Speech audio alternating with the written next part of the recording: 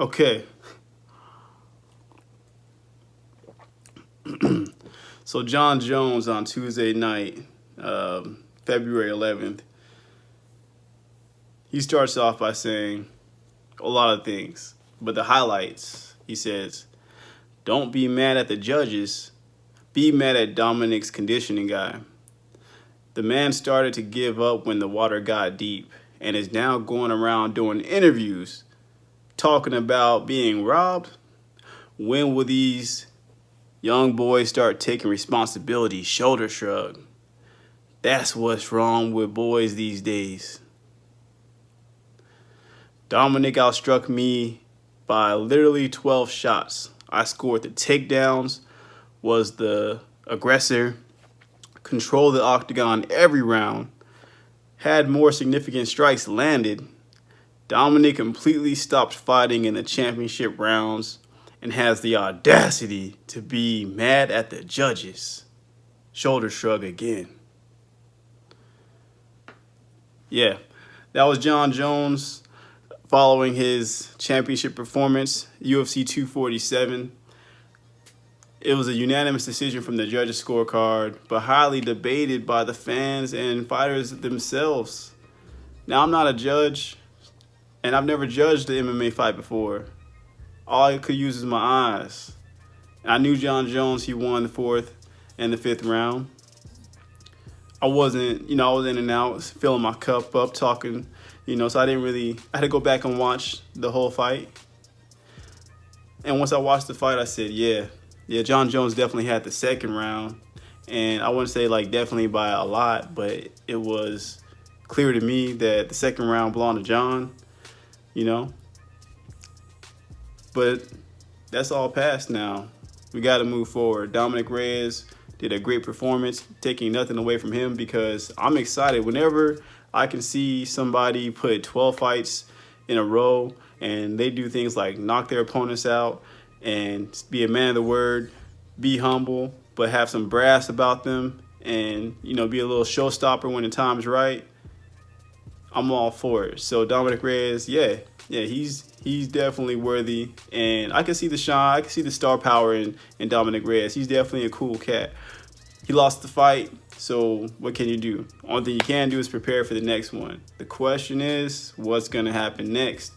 Dominic Reyes, you had your chance. Now I've seen Max Holloway fight and lose his belt, and we're still waiting to see if he gets his rematch immediately or if he has to wait. Tyron Woodley, he lost his championship belt, and Kamaru Usman, he's fought somebody else already. Kamaru Usman's about to fight somebody else, his second title defense.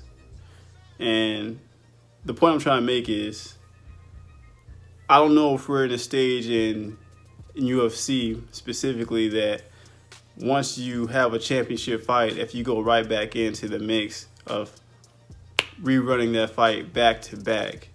There seems to be this process now where it's up to the management, really. I don't even know if it's a fan decision, who can draw the buzz from the social media and Vegas and all these other things.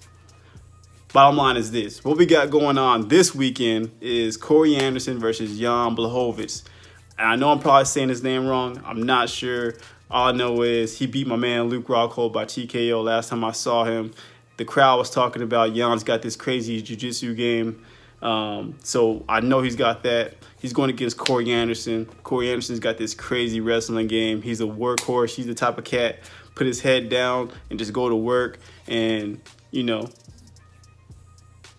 let the chips fall where they may. Corey Anderson has a record of 13-4. His last knockout was against Johnny Walker. Some people say, hey, Johnny Walker was up and coming. We don't really know how much stock to invest in that victory. But he's going against Jan Blachowicz. This is the real test right here. The question becomes, how does this fight end? Now, I'll preface it with this. Ariel Helwani had a article on ESPN.com. And the point that he was trying to make is that in order for Corey Anderson or Jan to get into that main event against Jon Jones, to be that next fight, to take that #1 headband, to take that championship belt from around his waist, their fight needs to be something of spectacular proportions. It can't be a 25-minute who won fight. This can't be just a wrestling match. This can't just be a jiu-jitsu tournament. This can't be just the run-of-the-mill boxing match. This has got to be a mixed martial arts fight in all sense of the phrase. We got to see somebody be dominant. We got to see somebody show some grit and then get the victory in order to fight Jon Jones. Nothing less than that will suffice for a championship opportunity. And sad to say, because yeah, you don't want to recycle the fight and throw Dominic Reyes back into the fire. Maybe you do, maybe you don't. But it would be great to see if Jan Blachowicz or Corey Anderson can get that shot, but the pressure might be too much. I think the pressure might have been too much for Dominic Reyes. This is his first time going into a 5-round fight against a guy who hasn't lost in a decade. Man, but we'll see what happens. I'm not wishing any ill will against their performance. I wish them the best. Hope to see what they got going on. But man, all I know right now is Jon Jones has found some fun and a spark in him. He seems that he wants to fight Dominic Reyes. He's putting a little gasoline on that fire to keep it burning. But I'm sure that everyone would like to see a competitive fight. What if Corey Anderson goes against Jon Jones? I mean, two wrestlers, or Jan Blachowicz goes against Jon Jones. We'll see.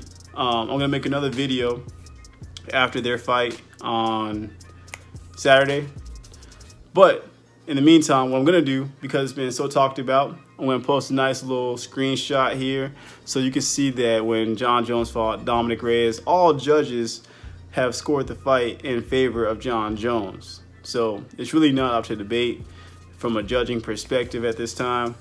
But it's been fun, man. If you're not on Twitter, that was an entertaining Tuesday night. That was my first time actually seeing anything that funny on Twitter, to be honest. Anyway, y'all, thanks for checking out the YouTube page and checking out Natural Grapplers. Stay tuned. A lot of great things going on for the rest of the year. All right, I'm out.